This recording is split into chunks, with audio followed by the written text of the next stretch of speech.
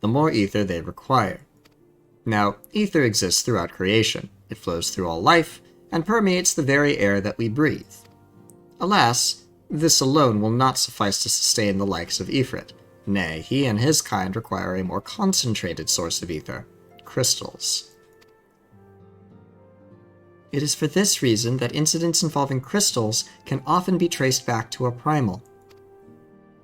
Which leaves us with the why of the abductions. To understand this, you must first understand how primals are born. When all is well with the world, primals possess no physical form. Their essence is dispersed across the great river of ether. However, when the world is plunged into chaos, those who worship the primals cry out to their gods for deliverance from suffering. These cries serve as a beacon toward which a primal's essence is irresistibly drawn. It is this coming together, or etheric coalescence, which grants the being's physical form. Once born, a primal gains strength from its followers' worship. The more numerous and fervent they are, the more powerful their god becomes. But the primals are seldom satisfied with such reverence as their adherents freely give, and in order to gain more power, they do not scruple to create followers. They do this by tempering mortals, a process to which you yourself were subjected. Yet, even as Ifrit took your comrades in his thrall, you alone remained unaffected. This is thanks to the power you possess, the Echo. We know not the why of it, but those blessed with the Echo are immune to primal influence. It is as though a greater power protects us. When first you came to us, I told you that the Echo would be instrumental in dealing with the primal threat. I trust you now begin to see why. The recent incidents all share a common trait: meticulous planning.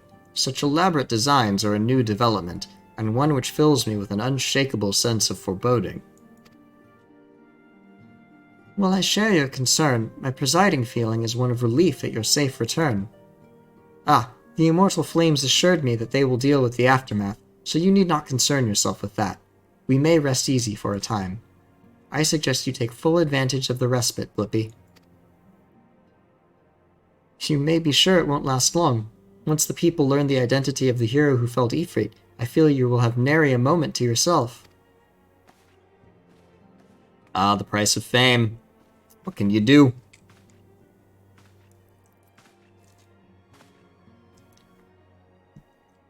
Whether she intended to or no, Minfilia neglected to tell you something. Something I think it would be best if you heard from one of us. It concerns the tempered abductees that were rescued.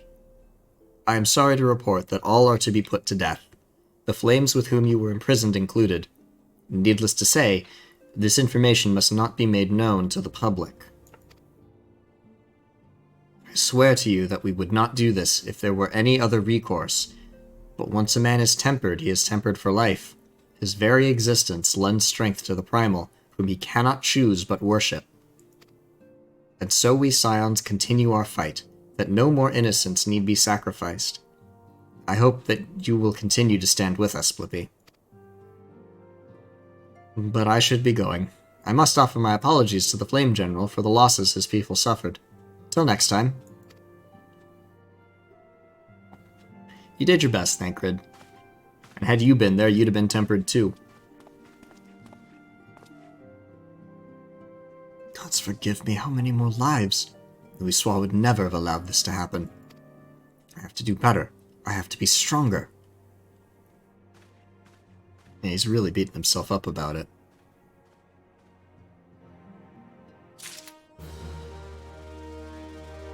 But one primal is slain, and at least they shouldn't be summoning Ifrit again for a while.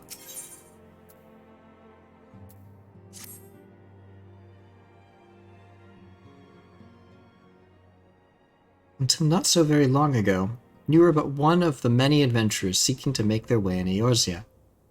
But for your character and courage, you were raised to the esteemed post of envoy. Thereafter, you traveled the realm, aiding those in need without thought of reward, confirming to Stola that the Scions would benefit from your aid. And no sooner had you joined us than you personally bested the primal Ifrit. You have achieved a great deal in a short time, and won fame in so doing. Alas, fame does not come without a price, as you will soon discover.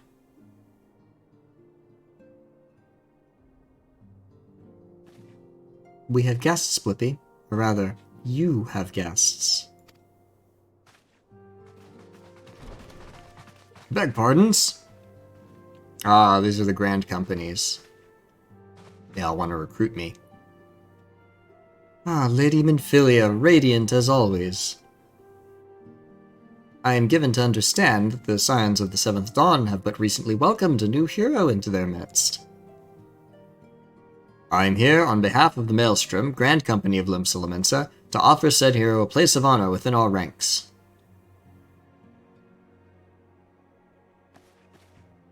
As you can see, Blippi, your recent exploits have garnered you the attentions of the Grand Companies of Eorzea. Each organization would have Ifritsbane for its own. To this end, all three have sent officers to court you. They would not ordinarily go to such lengths to enlist a new recruit, but they have as evidence of their high regard for you. I find myself wondering how word of Blippi's deeds spread so quickly. That the immortal flames should know of his triumph is to be expected. But what of the other grand companies? Tataru. Your reputation precedes you, Master Benoy. It is no ordinary man who can face a primal and emerge the victor. The Order of the Twin Adder has need of valiant men such as you. Join your strength to ours, friend, and together let us ensure that peace ever reigns over the Twelveswood. What a pleasure it is to finally meet you, Master Benoy. My comrades speak of you in the most glowing terms. A man of your talent belongs with the immortal flames. Join your strength to ours, friend, and together let us secure a prosperous future for Ul'dah. The Admiral was not exaggerating when she said you have the look of a hero. Full often does she speak of you, friend. As do many others in Limsa. Long before the rest of Eorzea took note, your name was well known to us, owing to your valorous deeds on behalf of our citizens. It is only natural that we should want you for the Maelstrom. Join your strength to ours, and together let us see the grand vessel of Limsa to the shores of glory. Well, I don't really have any ties anywhere in particular. I mean, Limsa's where I started out, and I've been doing a bunch of quests there, so probably the Maelstrom. Ah, very well. Though I am quite sure you need no reminding, mayhap a brief summary of the situation would help to clarify your thoughts on this matter. As you know, the Grand Companies are all-encompassing organizations empowered to call upon the martial, economic, and technological resources of their respective city-states in times of strife. There are presently 3 such organizations in Eorzea: the Maelstrom of Limsa, the Order of the Twin Adder of Gridania, and the Immortal Flames of Ul'dah. Serving a Grand Company means serving the nation to which it belongs. You will be charged with its defense and tasked with advancing its cause. In return for your faithful service, you will be furnished with various rewards, some of which may well prove useful to you in your other endeavors. If you are agonizing over which of the Grand Companies best deserves your loyalty, be at ease. The commitment you make this day need not be permanent. Should you wish to shift your allegiance at a later date, you are entitled to do so, and yet, I concede that it is no small choice you face. Ah, a thought occurs to me. You will, of course, recall that the 3 city-states are planning to hold remembrance services. Well, as part of the proceedings, I'm given to understand that the leader of each Grand Company will deliver an address. Hearing these addresses ought to help you make an informed decision. What say you, my dear officers? A fine suggestion. You are as wise as you are beautiful, my lady. Very well. Let Blippi hear our leader speak, then return here with his decision. We eagerly await your answer.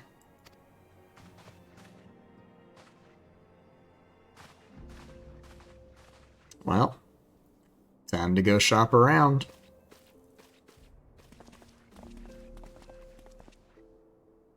I know full well that adventurers are by their nature a liberty-loving breed, and not best suited to the discipline of military service, but I strongly urge you to join a grand company nonetheless. While the promise of reward is enticing in itself, it is not the only benefit. You are possessed of great power, Blippi, and with it you are capable of doing untold good. Yet know that great power is wont to attract attention, not all of it friendly. There will be those who wish you ill, and you must needs be on the lookout for them. Yet however vigilant you are but one man. In the midst of a grand company, however, you will be one man amongst many, a friend amongst friends. Your achievements will be shared, and so will the danger. I can think of no better arrangement. Of course, joining one organization need not mean leaving another. I hope that we can continue to rely upon your aid. The 12 know that we will have need of it in the days ahead. The Grand Companies seek to protect their own nations. We Scions, on the other hand, seek to preserve the future of Eorzea as a whole. Similar, yet not quite the same. Now then, I expect that you will be afield more often in the future. As such, I would have you carry this link pearl with you at all times. It will allow us to stay in touch regardless of location. I've got a little radio. Nice. Eorzea is changing, Blippi, and you have the power to help shape it anew. None can say what the morrow will bring, but so long as we believe in ourselves, there's naught we cannot achieve. Now it is time you made ready for your journey. Before you depart, be sure to speak to Tataru. She will apprise you as to where and when the remembrance services are due to take place.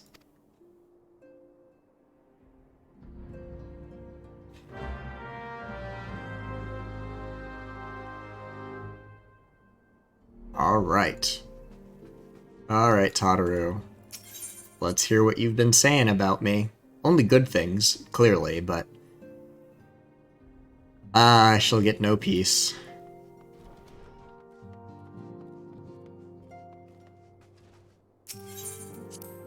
Let's see. I'm probably gonna pick a grand company and then call it after that.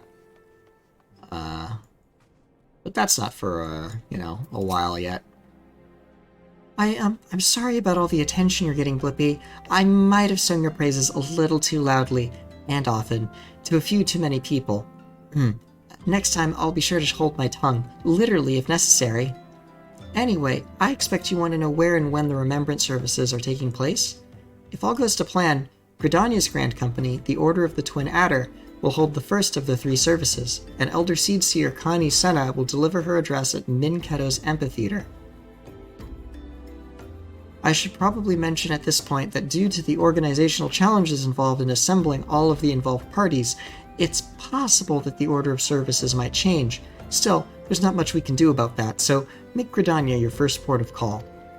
Next, you'll need to go to Ul'dah, where Flame General Rabban Aldin will be addressing the masses at the Royal Promenade.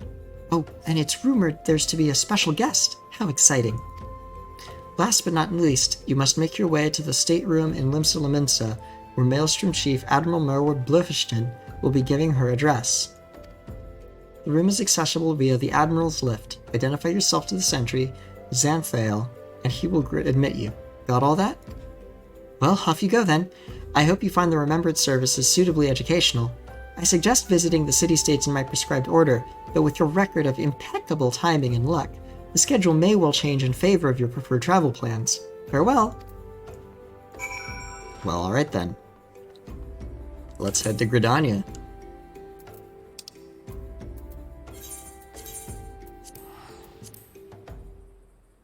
Off and away. And this is why we grabbed all of the Aetherites the first time we visited. Oh wait, what's this? Ah, this is a quest that gives me access to the White Wolf Gate. Useful. Blippi, is it not? I've been following your exploits with great interest. You have served Limsa Lominsa well, but I believe your greatest accomplishments are yet to come. It is with such lofty expectations that I would grant you passage beyond Gridania's own White Wolf Gate. Take this pass and show it to Franchemortenau. Wow, that's a long name. Franchemortenau. Yeah, the gatekeeper. Gird yourself well for the battles to come, and I am sure that news of your deeds will reach me again before long. Off we go.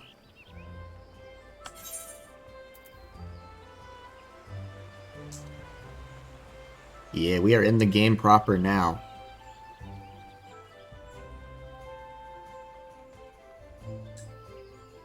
Ah, it's good.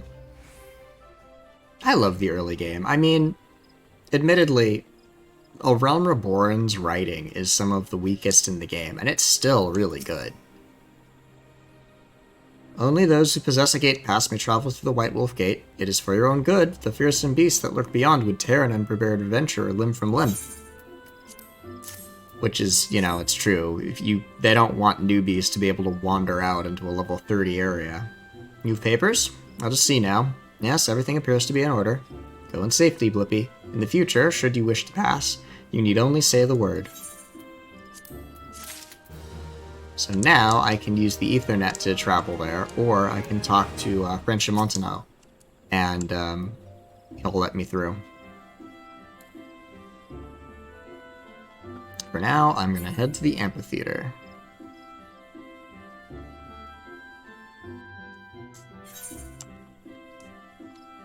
Where? Aha.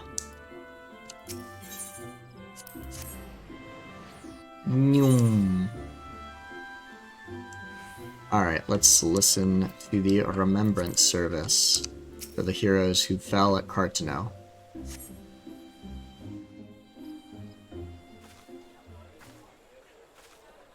I lost my son to the calamity. The 3 Seed Seers are all together. Some say you couldn't take a step without stumbling over a body. Yikes.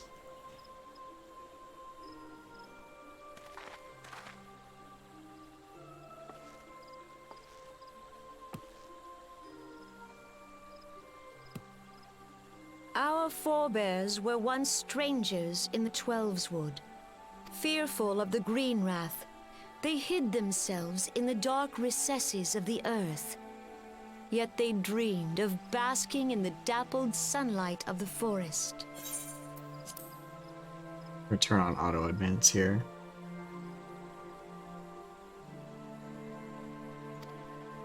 Through great effort, they proved their worth to the elementals, and were granted a place beneath the boughs. So it was that Gridania was born, some 5 centuries ago. Working hand in hand, the Hyur and the Elysian settlers sowed the seeds of our civilization, and soon they were joined by folk of all races. So nourished by the waters of unity, and blessed by the light of the matron, Gridania flourished into the great nation it is today. Aren't those two from Do you the... see the Gridanian standard? There, hanging behind the Elder Seed Seer. They were on the cart with us at the very beginning of the The game. entwined serpents represent the unity between Hyur and Elysian. An elegant symbol, do you not agree? In accordance with the will of the elementals, we have embraced a life of peace. Alas, our neighbors have not always sought the same for themselves, nor for us.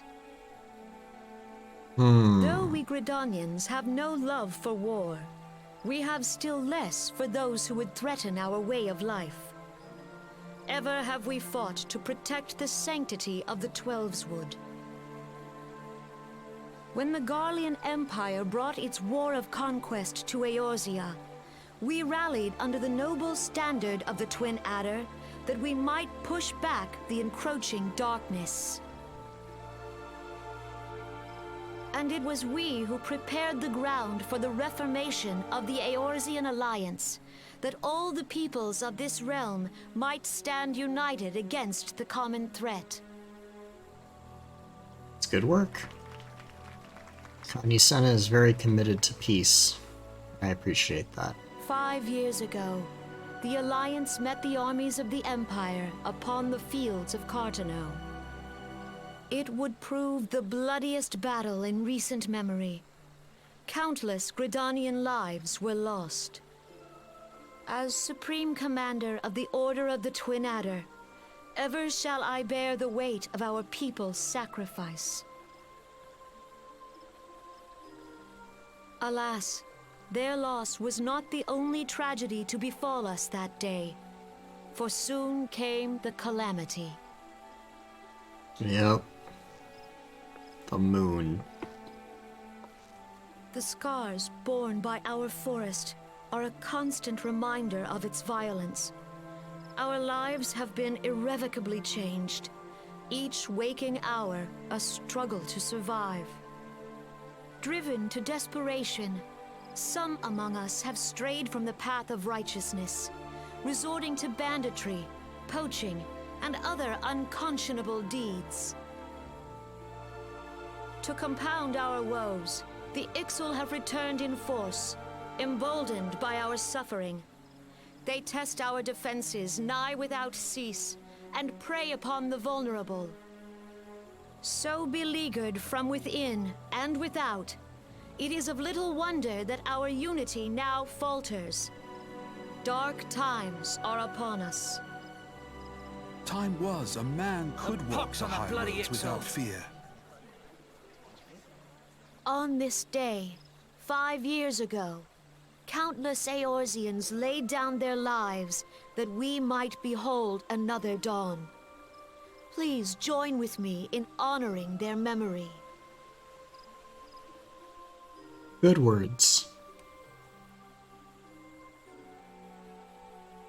And how do you propose to honor the memory of those you cannot remember, pray tell?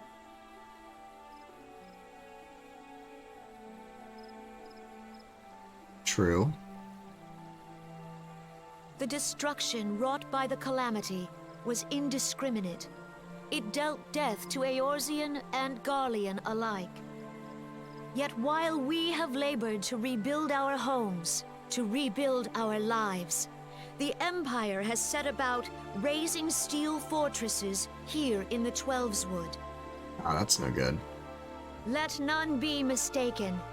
The Garleans remain the greatest threat to our survival. If we are to stand against them, we must remember what it is to be united. Our many troubles blind us to the woes of our fellow man. Thence is harmony lost. Yet harmony is the founding principle of Gridania. We are gathered here to honor the fallen. Let them be honored not only in word and thought, but through concerted action.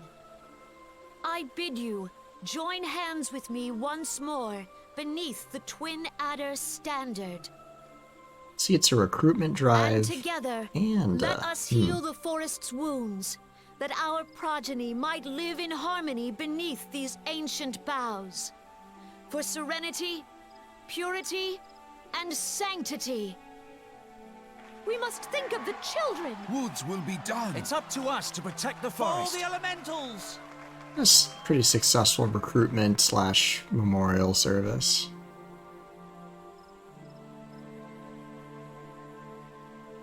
Or so it would seem. There's all the Padgel over there. Are there any other Padgel in the game? I don't know. I think there might be. Alright, what's up with you two? While we're here on the boat over. You didn't say if anything. You'll permit me, Alfino. Alfino, okay. And my sister, Alize, at your service. I saw at a glance that you were a fellow traveler. You might call us students of history, sampling the realm's remembrances in pursuit of enlightenment. Alright, reasonable.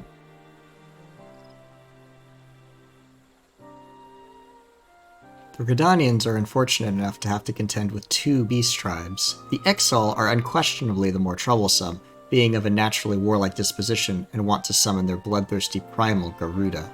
The Sylphs, by contrast, are peaceful in nature, being mischievous rather than malevolent, and have long been on friendly terms with the Gridanians, until recently at least. Alas, they have grown aloof, a change observed at roughly the time they summoned the primal Ramu.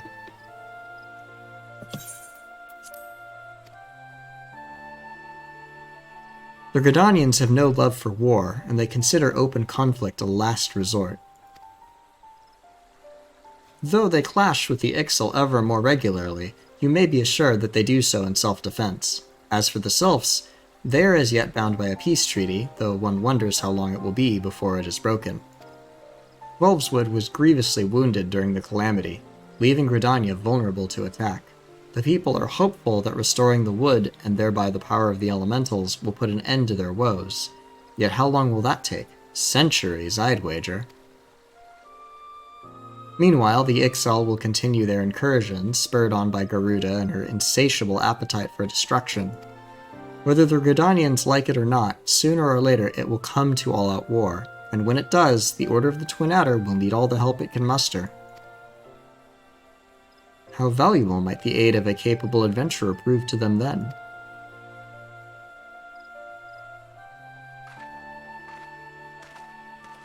There is good I could do here, but is it the most good? I mean, I'm a Scion, I'm gonna go where the primal threat is anyway.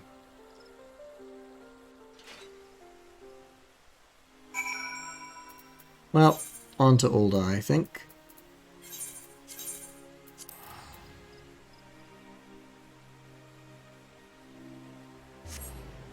Get to go see Raban.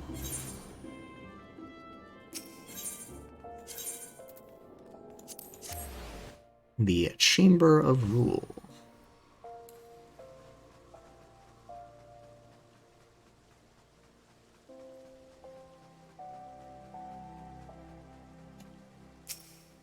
It's good that these are mostly voiced cutscenes. Let me rest a bit, heh.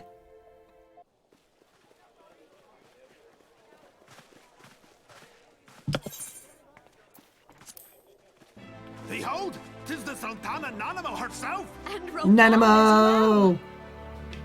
Oh, we love Nanamo.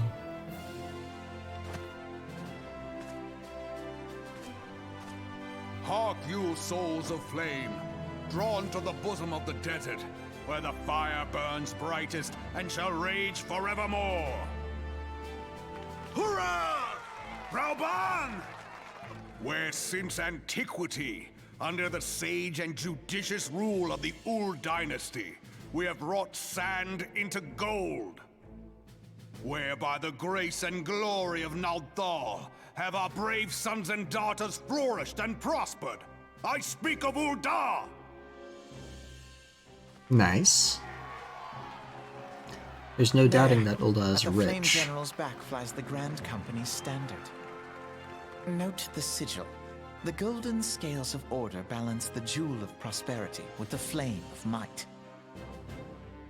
Strong and Great rich. and many are the gifts our nation has given the realm. In Eorzea's darkest hour, on the killing fields of Cartano, none spent more in blood and gold than we. Thus was the 7th Imperial Legion laid low. So that's how it happened. How soon history forgets. Yeah, it was a joint effort. Yet many left our gates, never to return. Let us pray for our absent brothers and sisters, that they might know happiness in the great beyond, as Thal's honored guests. If the fates were fair, the price we paid that day would have bought us victory. Alas, they are not.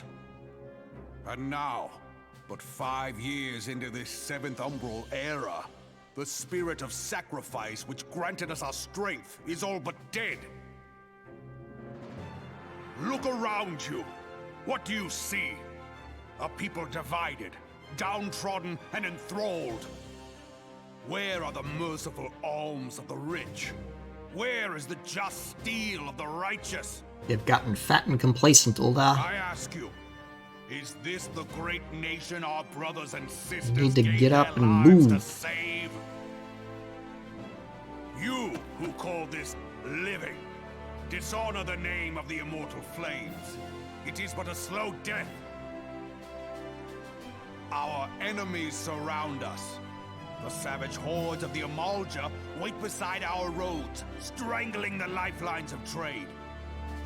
Meanwhile, the Garleans make mock of our borders and despoil our land of its natural wealth. We stand on a precipice, yet we do not act. Whether trader or soldier, monetarist or royalist, all must recognize that a divided Ul'dah stands to fall.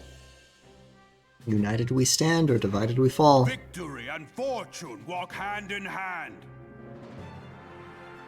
Ye who seek glory and wealth, look not to what little you can snatch from your neighbor, but to the boundless wealth of the world beyond. Now is the time to unite. Now Yeah, is don't the fleece the time to people ride you forth. know. Go fleece strangers out in the world. In the name of the Sultana, I beseech you. Line not your own coffers, but those of the immortal flames. Seek not to prosper from Ul'dah, but to restore her to prosperity. As the realm prospers, so shall Ul'dah. As Ul'dah prospers, so shall her people. Trickle down. Yeah, for Ul'dah! No. Together we are one. Ul'dah is kind of capitalism hell. Your grace. Raubahn has got a good head on his shoulders, though. And Nanamo, well, she's too adorable. And she wants what's best for her people. Of Ul'dah, I, Nanamo, 17th in the line of Ul, address you. Much has been made of the wealth of Ul'dah. Yet those who measured that wealth in coins and carats are gravely deceived. For the true wealth of Ul'dah lies in the health, happiness, and hopes of her people. Beloved subjects, I bid you raise aloft the torch of Ul'dah, that her flames might serve as a beacon for all Eorzea to see. Long live Nanamo! Glory to the Sultana! For victory and fortune, stride fearless into the inferno, for we are, by fire, reborn! So many reborn puns. It is a realm reborn, after all. Forsooth! What do the I fancy meeting you again. What do the twins have to say about this one?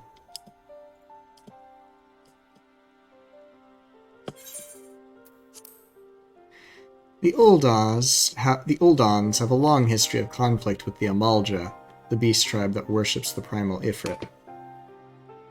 Judging by your look of distaste, I take it you have encountered them. The Uldans do not shy from confrontation. If aught threatens their precious prosperity, they will seek to crush it. So have they dealt with Ifrit thus far, smothering his flames each time he is stoked to life. Yet, he is but one of several problems. Though they've been quiet these past 5 years, the Garleans have not gone away. Meanwhile, refugees continue to arrive in droves, and Ul'dah has no clear policy on how to deal with them. After all, not even the Sultanate's coffers are bottomless, and even assuming they had the coin, resources will ever be finite. Which brings me back to the subject of Ifrit. It has been observed that the Amalja are summoning him with ever-increasing frequency. Each time they do so, the Uldans send their forces to smite the primal, and though they invariably succeed, each victory is bought with blood. It is a war of attrition which they cannot well sustain. Small wonder, then, that the Immortal Flames are eager to recruit more members. At such a desperate hour, an adventurer of your expertise would be a most welcome addition to their ranks.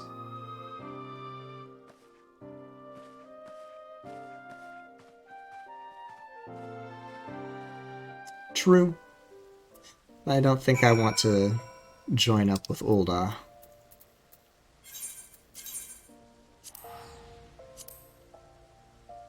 Alright, off to Limsa now.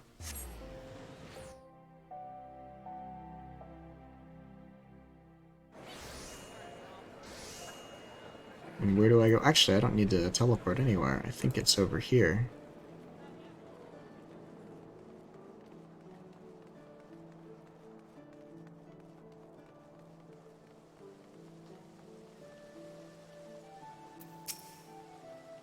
Here to attend the remembrance service. Be quick, the Admiral is due to give her address at any moment.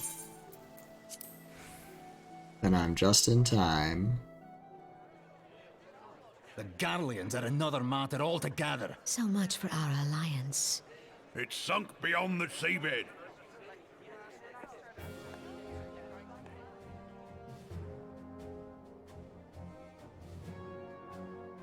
There she is.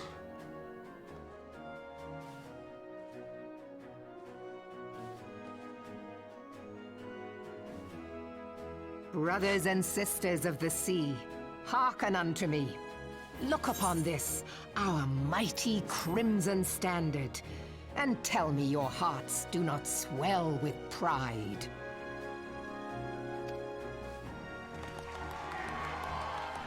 It is a good standard. 700 summers have come and gone since our forefathers first ran aground in this fertile bay. In that time, guided by the Mother of Oceans, Limsa Lominsa has grown from humble fishing village to uncontested ruler of the 5 seas and beyond. When you're a nation of pirates on an island, you do get a pretty good navy. Did you look as the Admiral bid you? It is a rather stirring standard, I must say. The crimson field is meant to signify the blood of fallen crewmates, while the black longship represents a pirate vessel. When the Garlean Empire marched upon Eorzea, we assembled beneath the Maelstrom standard, and our grand company was reborn. All answered the call, from the Knights of the Barracuda to Hilfir's bloody executioners, and together we met our would-be conquerors upon the field of Cartano. That day, the world bore witness to the united strength of Limsa Lominsa.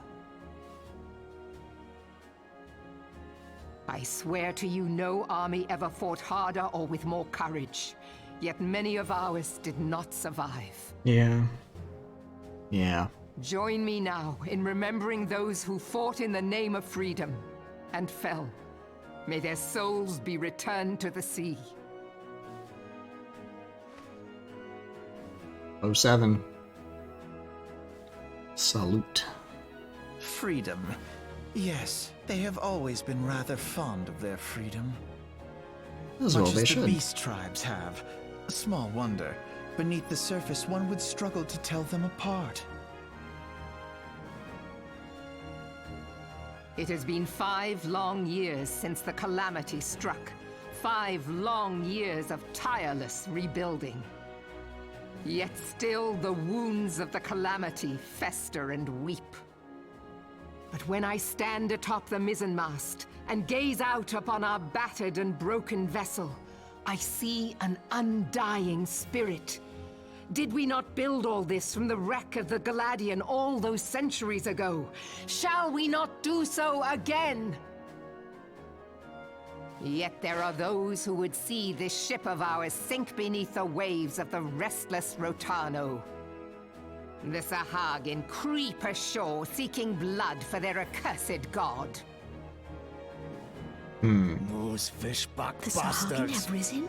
Yeah, that's... While the minds of that was the Ogomero starting. spew forth kobolds who push ever south, despoiling our lands as they go. These savage beast tribes will be the first waves to crash against our creaking hull. Yeah, it was the starting quests were the And Sahagin. behind them swells Kidnapping the people. grim tide of the Garlean Empire. There's the Garleans, they're everywhere. Now the curs fly their flags within our borders. Doubt not, but that they will be upon us ere long. We are well nigh surrounded. Yet there are those among us who would rather turn their swords against their crewmates than our cannons against our foes. How can we hope to repel our many enemies when mutiny breeds below deck?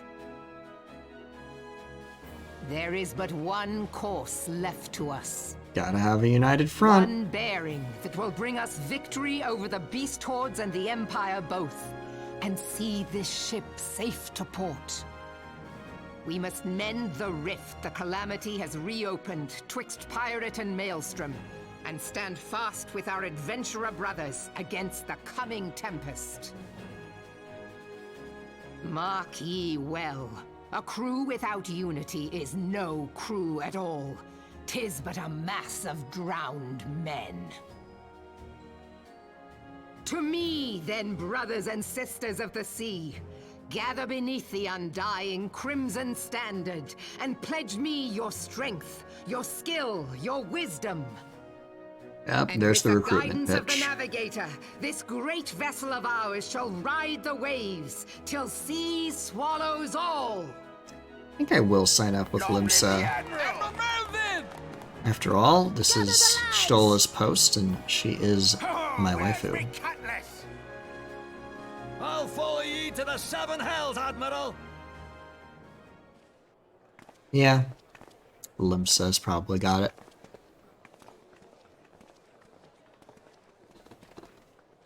Fancy meeting you again. Oh, come on, you know what the deal is, Alphino. You're clever. You're too clever for your own good, honestly. As the Admiral mentioned in her address, Limsa Lamensa is plagued by two beast tribes. The first are the fish-like Sahagin, worshippers of the primal Leviathan. The second are the kobolds, who dwell beneath the earth and take the primal Titan for their god. As if the beast tribe's presence weren't troublesome enough, the Garleans have also chosen to erect a fortress right in the Lamensans' backyard. And that is to say naught of internal strife. As a nation of pirates, there is no end to the blood feuds between the various factions, and while they fight amongst themselves, the Garleans whet their blades and watch. If the Lamensans are to have any hope of withstanding the Empire, they must first resolve their own affairs. Differences must be set aside, and the primal threat dealt with once and for all. To this end, I expect that they will soon take decisive action against the beast tribes. Mark my words, the Maelstrom Standard will be drenched a deeper shade of crimson ere long. That a capable adventurer like you would be a valuable addition to their crew is beyond question. But will you sail with the Admiral?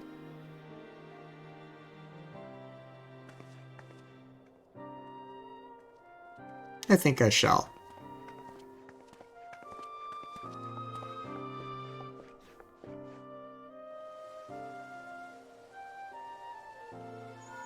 Oh. Link Pearl time. Lippy, this is Minfilia. You are well, I hope? Would I be correct in thinking that the final remembrance service has now concluded? A moment ago, you say. What a coincidence! Jesting aside, I trust you remember our guests from the Grand Companies. Well, delighted though we are to have them here at the Waking Sands, it would not do to keep them in suspense any longer than necessary. In short, hurry back. Bet they're eating all the food. Eating all our food. Back to Vesper Bay we go. Zoop.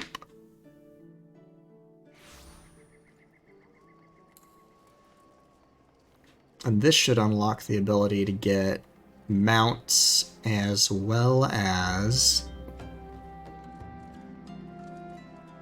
Chocobo companions. Yeah, this opens up a lot of stuff that's good and makes you stronger.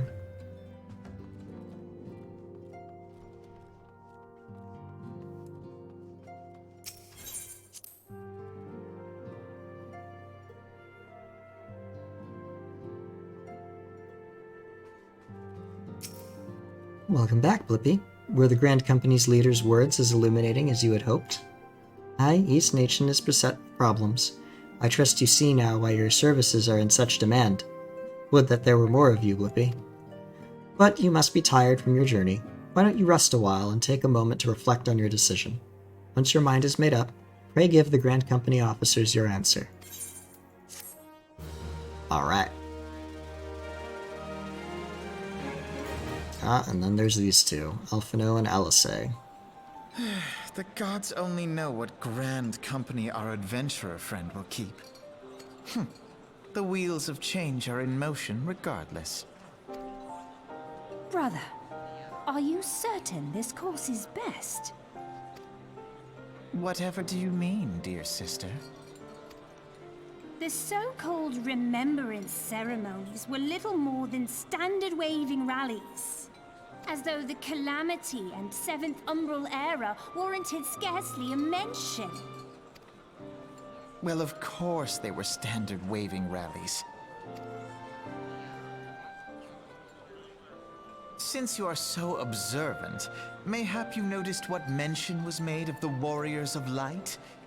None. I suppose they must have forgotten the heroes who spared Eorzea a fate worse than the Calamity? No, dear Alisaie, they haven't forgotten these details. They have elected to omit them. Deep are the wounds the Calamity inflicted upon Eorzea. So deep, in fact, that the realm still bleeds. Needless to say, the beast tribes and their primals do little to alleviate the pain. So, the task of salving Eorzea's wounds falls to the scions of the Seventh Dawn, with a little help from our friends, the Grand Companies. Remembrance will yield no remedy.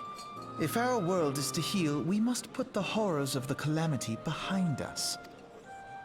He's right. Our grandfather would never entrust the fate of the realm to despots who rewrite history to their convenience. Would he?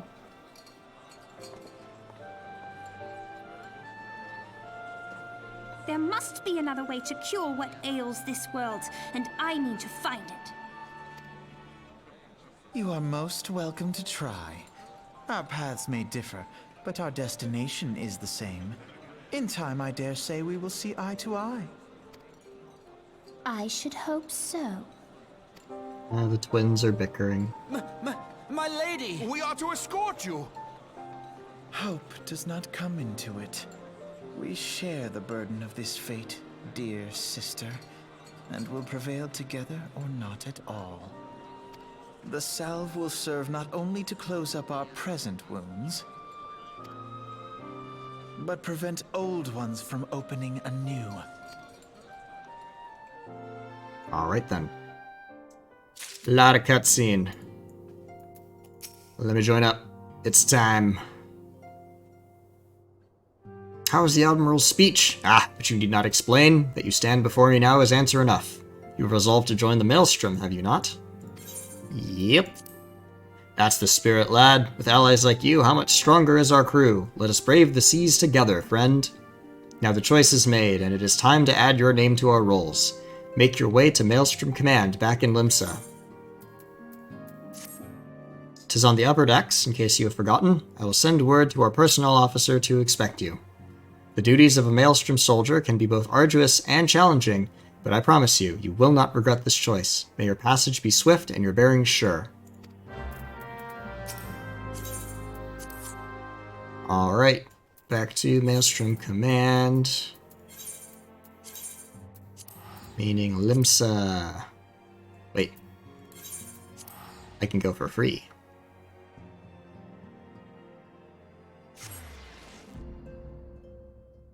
Nice. Alright. So, that is going to be the aft castle. And from here... Maelstrom Command. Sign me up.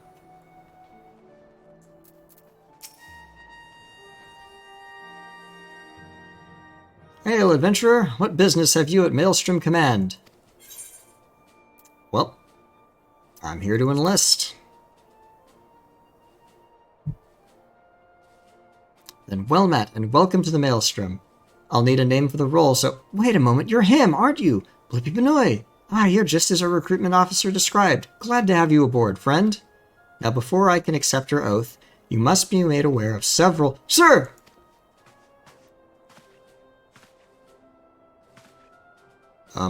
What is it, Private? And this had better be important. Sir, we've received a report from a lookout in Lower Lenosha, sir. Imperial forces have fired upon a Highwind Skyways airship.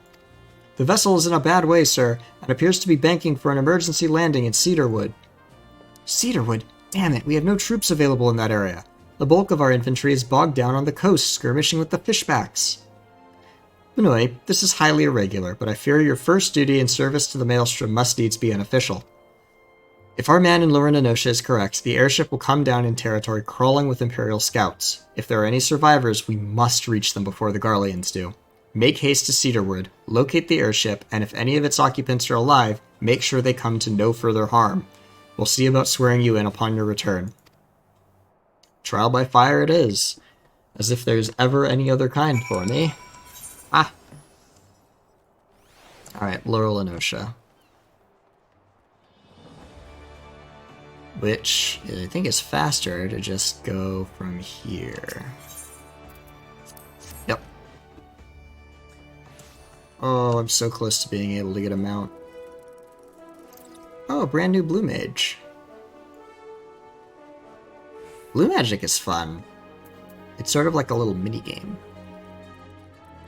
Even though it levels like a normal character class, you don't gain skills the same way. You've got to find an enemy with the skill, watch it use it, and then defeat it in order to gain that skill.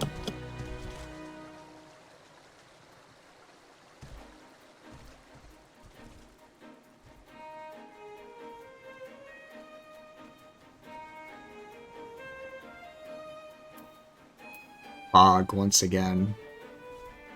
So foggy. Oh, I'm so excited. I'm getting a mount so soon. Then I won't have to sprint everywhere. 6. What time is... Yeah, I got an hour. Cool. So yeah, I have time to wrap this up. And I don't have to call it here. That's good.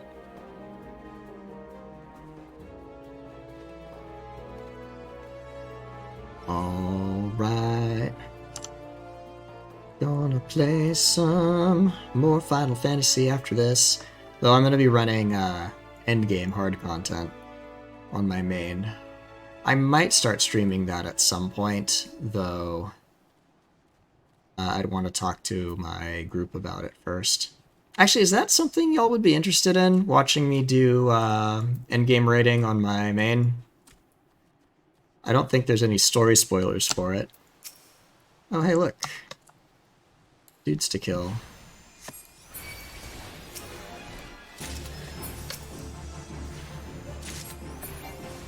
Nice. But if that's not something y'all are interested in, then I won't bother. But if it is, you can watch me get dunked on by Pepsi Man repeatedly.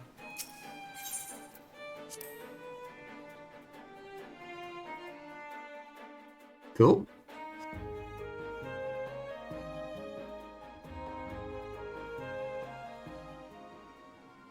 Alright, there's the airship, and there is a bunch of Garleans, and you don't look like a Garlean.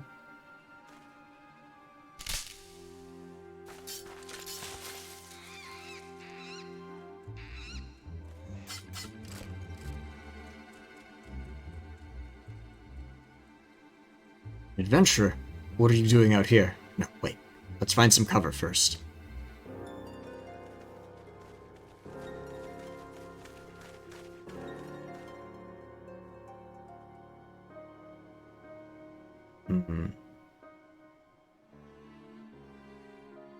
This guy can't be all of the crew. There's only one, right? I don't think he can fly that by himself. Maelstrom Command sent you? How do I know you're not an Imperial spy? You don't even have a uniform. Well, they haven't exactly sworn me in yet. It was very unofficial and rushed. It is, sir. We are of the Maelstrom. You're a Garland Ironworks engineer, yes? One of our lookouts reported the attack on your craft. We're here to rescue you. You must be Benoit. Good work on reaching our friend here before the Imperials. Yep.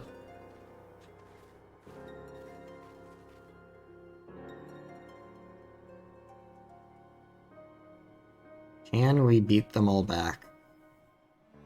I mean, ideally we'd want to recapture the airship. Never seen a craft of this design. Must be Garland's work. Is there no end to the man's treachery? Secrets of Magitech belong in Imperial hands. They are not to be squandered on Eorzean savages. Uh-oh. We are taking this craft back to the fortress. Dismantle it if you must, and bring the engineer. Someone must pay for Garland's crimes. Well, gonna have to rescue him. Scouting party from Castrum Occidens, I'd say. Seems they want your ship, engineer. Wedge, you have to help him. That fool of a Lullafil was hiding inside the tiny Bronco. The tiny Bronco? Isn't that the new design people have been whispering about? It's the first airship we've built since the Calamity. The first since Master Garland. Well, since he went missing. Ooh. After years of work, she was finally ready for her first test flight, and she was soaring, she really was, till those bastards blasted her out of the sky. If you disappeared during the Calamity, it's not good. Might be dead. Alright, pay attention. We're going to hit these Imperials hard and fast. If they want a souvenir from Eorzea, they can have a knife in the gut, but they're not getting that ship. Oh, and don't forget to save the Lullafil. It's like an afterthought? Come on, man, that's the primary goal here. What say you, Benoy? Ready to give those curs a hiding? Yeah, let's beat up some Imperials.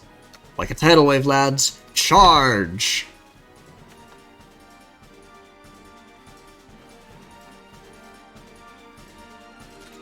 Ambush! To arms!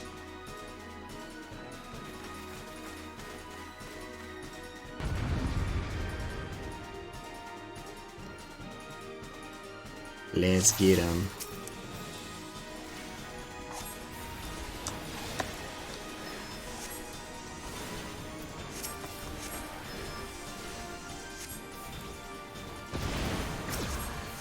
Bam. Keep dropping them one at a time.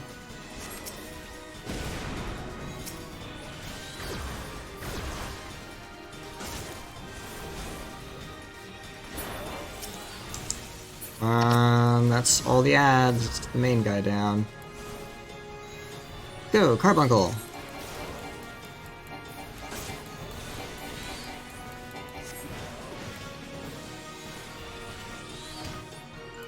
Where are the ads? Oh, they're over there. Ooh, Magitech.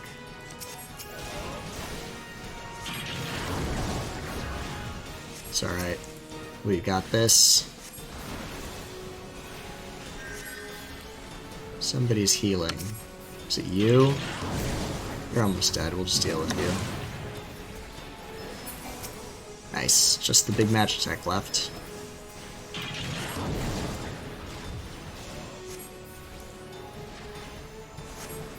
Come on. Ruin. Ruin. There we go. Oh, he's mad at me.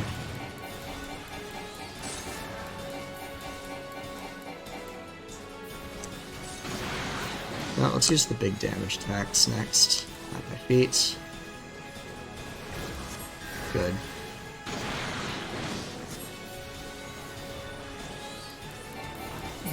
Nice.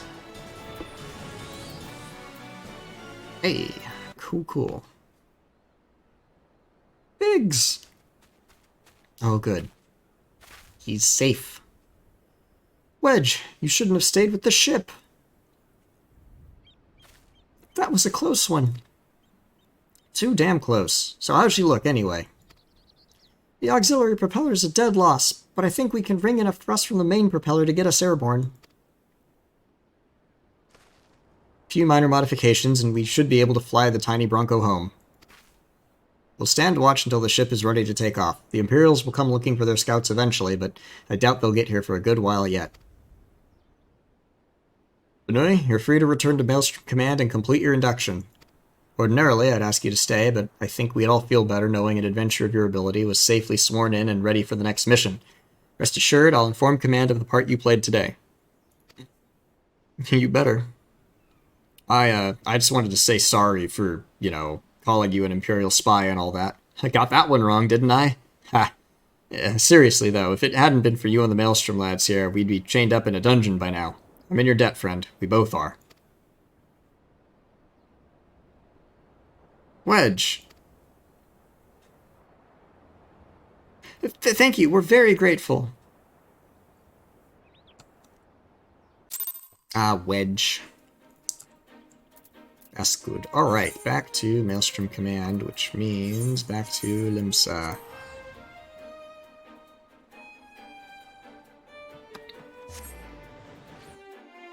Zoop.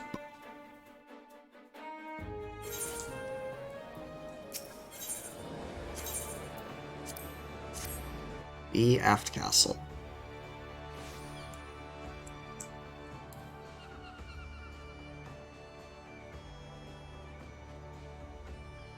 All right.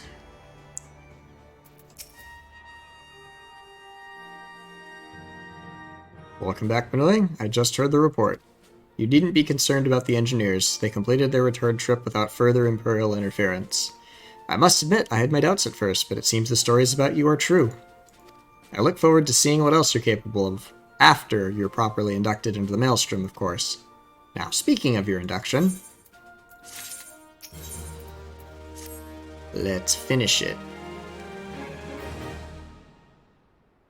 Let us start afresh, shall we?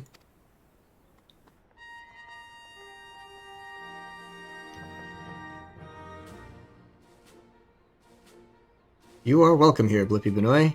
That such a well-respected adventurer would choose to join our ranks is most heartening. Before you swear your allegiance to us, however, it is only right that I tell you exactly what it is that you will be joining. A Grand Company is more than simply a collection of soldiers. It is an all-encompassing organization which draws upon the resources of an entire city-state to form a united military force capable of standing against a nation's deadliest enemies. We of the Maelstrom are charged with meeting the threats posed by the Primals and the Garlean Empire, and solving the many problems caused by the Calamity. Every man and woman who serves under our colors has a role to play in keeping the great warship that is Limsa Lominsa afloat, and on whatever heading Chief Admiral Merwood Blofishvan sees fit to set. As part of this grand vessel's crew, you will be expected to take your turn at the oars, for the winds do not look favorable, lad, and strength of arm may be all that sees us safe to port. If I've lost you with talk of ship and oar, let me put it another way. A Maelstrom soldier labors till his last breath, fights till his last drop of blood. We give our all in service to this nation, and no less is expected of you. Benoy, it is customary for new recruits to swear an oath of their own choosing upon entering the Maelstrom's ranks. Is there aught you'd like to say?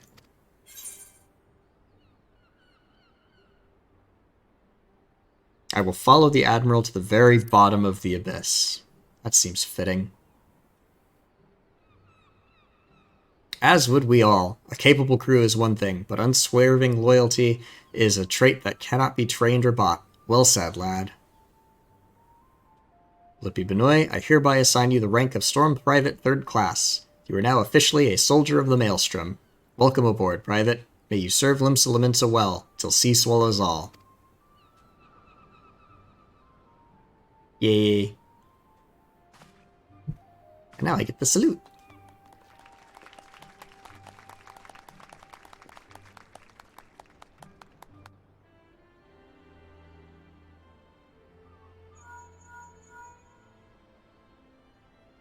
Can you hear me, Blippy? This is Minfilia. An officer of the Maelstrom contacted me with news of your enlistment. My congratulations, Private Benoy. I have no doubt that you are eager to make the acquaintance of your new comrades, but I would ask that you pay a visit to your old ones first. Remember, though you are now a man of the storm, you are no less a scion. Pray return to the Waking Sands at your earliest convenience. There are some friends here whom I would very much like you to meet. We shall be waiting. No rest for the wicked, eh? Before you make yourself scarce, I recommend having a word with Commander Riki. Might be worth your while. I'ma get a chocobo, gonna name it something cool, I don't know what yet.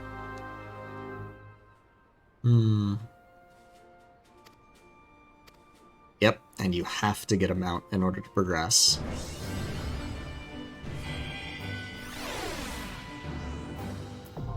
Nice. Alright.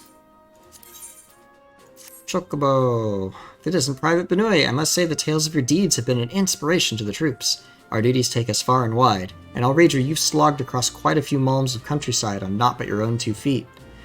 Very true. Such a sterling soldier of the Maelstrom deserves his own steed. Let us see about having one issued for you.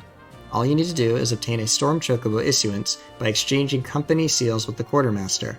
Once you have the steed, present it to Frigheim, and she will see you saddled up and on one of our trusty birds. Alright, well, I need seals, so I will go turn in this quest first. And then I'll come back.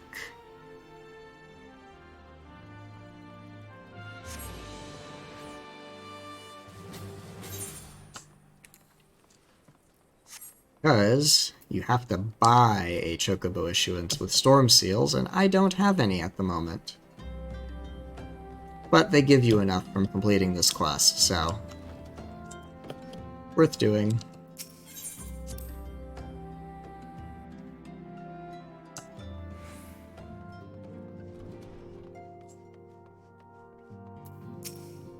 Welcome back, Blippi. Lady Minfilia awaits you within. Yay. Welcome back. Seems you wasted no time putting your skills to work. How do I know? Why, the recruitment officer called to regale me with the tale of your heroics. The pride in his voice was palpable. We Scions are truly fortunate to have you with us, Blippi. Now, when we last spoke, I said that I wanted you to meet some friends, did I not? Well, I neglected to mention that you have already met. Tataru, please show them in. Oh? This way, sirs. Biggs and Wedge! Hey! Thanks again for getting us out of that mess. We owe you our lives. But I don't think we properly introduced ourselves. I'm Biggs. And I'm... Gods, man, spit it out, will you? Wedge, at your service. I'm pleased to say that Biggs and Wedge will be staying with us for a while. Magitech-driven contraptions such as airships grow ever more vital to the city-states of Eorzea. As a neutral party, it was judged that we Scions should serve as the keepers of this technology. Of course, for this we needed knowledge of experts, so we requested the assistance of Garland Ironworks, who very kindly sent us 2 of their finest engineers. Our happy family continues to grow. On behalf of the Scions, I bid you welcome to the Waking Sands. Well, I'm glad to see I could keep them safely and deliver them here. Every soul here, I love Eorzea, and I count myself blessed to have been given this chance to stand with you all and fight for the future of the realm. Never have I known such fulfillment, such happiness. That's good. We're doing good work here.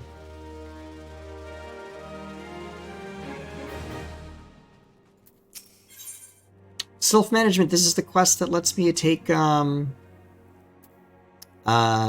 advanced job quest. Ooh, so much stuff. Alright, but I think I'm gonna have to call it after getting... Now, having set aside the formalities... Ooh, voiced. We have a favor to ask of you. Get my mount and then call it. Yeah. Urianger, have the documents arrived from the students of Baldessian? Aye, my lady. They arrived but recently. We have conducted a study at the behest of the Order of the Twin Adder. Papalimo, Ida, a synopsis if you would. Our task was to survey the behavior of the Sylphs, a beast tribe indigenous to the Twelveswood. Oh, how to describe them. They look like Gisselcreens, floating ones, that worship the primal Ramu. Ahem. Though technically a beast tribe, Sylphs are blessed with a comparatively personable demeanor, conducive to peaceful communication. Offering us an invaluable opportunity to learn what the beast tribes know of the primals.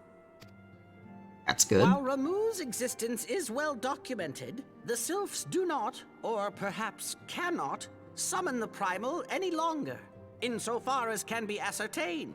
Until such time as we know, it would be unwise to assume that the threat posed by the primal has passed. Which leaves Gridania with the added worry of not knowing what they should be worrying about. True. In that regard, they are hardly alone. What we can say with absolute certainty is that Gridania has its hands full fending off Garuda, who, I need hardly remind you, is among the most savage and terrible of all known primals. That is true. Trying to fight Garuda and Ramu simultaneously, that would be tough. In short, it is essential that we approach the sylphs in as diplomatic a manner as possible. Words and actions can be misconstrued. The only sure way to communicate our intentions is the echo. Oh, that universal translator coming in clutch. Winning the sylphs' favor may well bring us a step closer to mitigating the threat of the primals. Will you help us? I am grateful. Lovely. Well, as much as I'd like to help, I'm afraid I would be of little use to anyone in Gridania. A veritable babe in the woods. Ida and Papalimo, however, should be able to see the forest for the trees. Is that not so, Minfilia? Indeed. You are willing? Leave it to me. Us, Ida, us! There they go.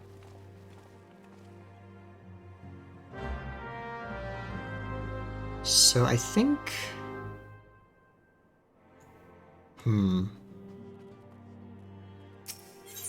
I'll save my job quest for next time, but I'll open the ability to get it, I think.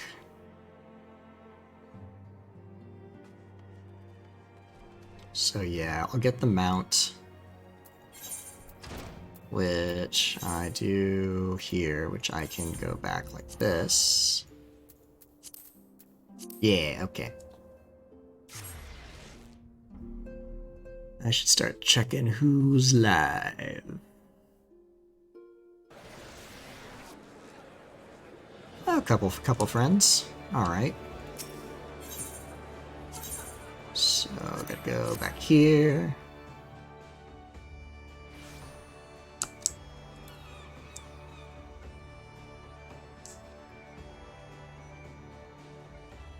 Buy a Chocobo issuance from the Quartermaster.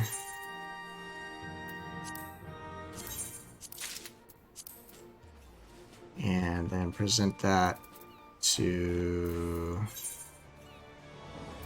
you there. Okay, so that's back to the Aetheryte Plaza.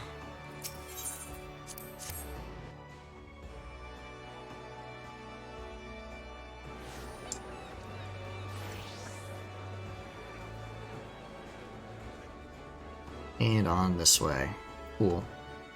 Alright, so what should I name my Chocobo? Because, I'm not super great at coming up with names. So, what do y'all think? I am taking suggestions. Here's my Chocobo issuance.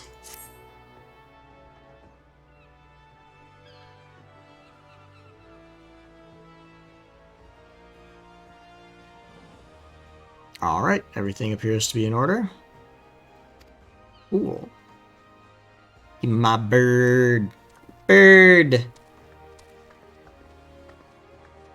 Bird. There he is. Oh. You're adorable. Alright, but I gotta name him.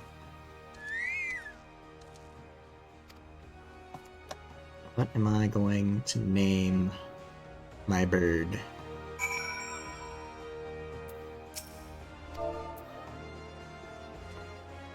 Well...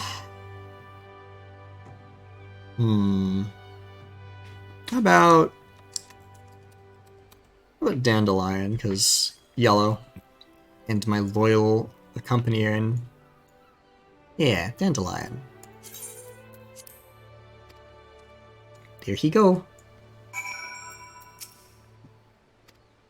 Alright. And you can't summon your Chocobo in a city or in a dungeon, but... There it is. Chocobo whistle. And now I can ride any of my mounts, so I could ride my Chocobo. But I could also ride some others. But no, we'll go with the Chocobo. Oh. But I should put the Uber Chocobo that I can have other people ride on my hotbar as well for later. Alright, I got my mount. I'm ready to go on to do self-management, which... We'll just teleport over here now so I can do that quickly next week. And I'll find somewhere to send you all off. Looks like my buddy Defender Hero is online. So let's see... Yeah, you know what? Let's send you over there. It looks like he's playing Super Mario World. So let's have fun time over there. Raid. Hero. Alright.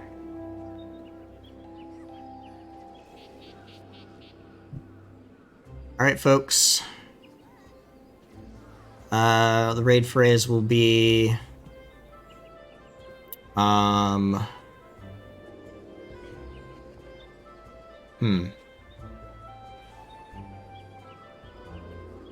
I cannot think of anything good. Happy birthday. We're gonna go wish Defender a happy birthday. You know what? It's his birthday. Why not? It's a good bit. I'm stealing Cody's bit. We're gonna go wish Defender a happy birthday, and there's some bits. I don't know if he's affiliate, but if not, then just wish him a happy birthday, give him a follow, and I'll see y'all tomorrow with some Ace Attorney. XCOM got moved to Thursday. Check out my Discord for upcoming schedules and announcements, and here. I'll see y'all later. Bye.